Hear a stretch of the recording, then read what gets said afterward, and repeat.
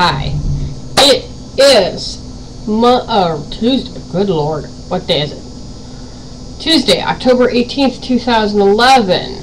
8:32 a.m. Eastern Standard Time. Now, kids are back in school. They had school all they had Friday and yesterday off from school, so I was held hostage, but I'm fine. I survived, and now they're off to school right now, so it's great. So, and I just don't have the oomph within me to actually homeschool my children, so I let public school do it, and then I fill in the spots that public school is screwing up on. Anyway, the video blog today has to do with religious tolerance. Now, our founding forefathers wanted us to worship God in our own way. And, you know, they put that thing in the Constitution mostly because in England they were getting persecuted for their religious beliefs.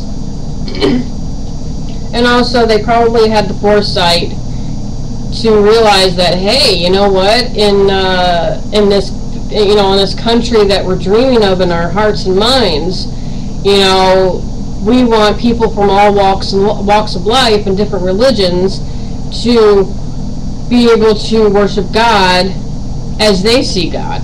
Okay? And there's different names for God, you know, there's Allah, there's Zeus, there's Yahweh,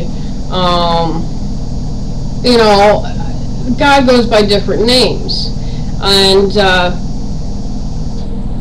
me, I just call God God because it's easy, and I like to do things easy when it comes to my spirituality. You know, I don't like anything too complicated or too, you know, too cerebral, if you will.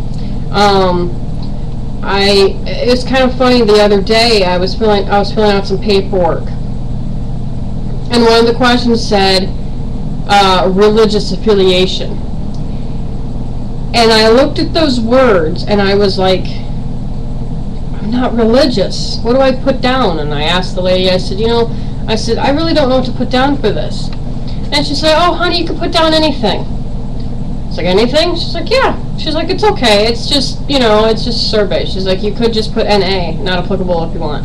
I said, well, it is kind of applicable, though. Because I don't, you know, it's not like a political stance that I'm making, but it's not stance, statement. But it's kind of like a, you know, hey world, you know, we all believe in God in our own ways. Let's get over our little hang-ups and stop, you know, killing each other because we think that our religion is right and everybody else is wrong, you know. So I said, you know what, I said, can I put down spiritual? And she's like, yeah, sure. I've never had anybody write that down before, but go for it. It's like, okay, put that down. You know? Got over that hurdle. But, and I say spiritual because I'm an open-minded person. I'm an open-minded and open-heart person. Meaning, I see all the major religions of the world as like this buffet table, right? And I've got a plate, and I take a little from here and a little from here, and I go all the way down the line. Eventually, I have just a whole plate of awesome, okay? And it's the same thing with culture, you know. I'm your standard white girl, whitey, you know. When I used to hang with my Puerto Rican friends when I was growing up, they used to call me Güerita, which means little white girl. They weren't very original, but, you know, hey, it described me. I was little. I was the shortest one out of all of them, and I was white, except in the summer. I turned a lovely tan because I was outside all the time since those days. But you know, I don't have a religious affiliation. I've fought it for years, ever since I was born, I think.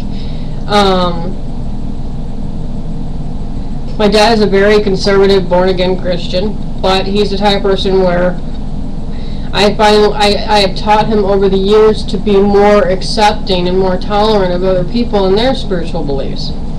You know, because, there was one time I actually scared him and I told him I was atheist. Now, there's nothing wrong with being atheist. It scared my dad, though. Because he was like, how could you not believe in God? Oh, no, you're going to go to hell. And I was like, Dad, what if there is no hell? What if there is no heaven? What if hell is what we're going through right now? And heaven is actually the sweet release of death. And he was like, and he freaked out. And I was like, Dad, come on, I love you, but you got to think about this. You know, what if when you die there's nothing?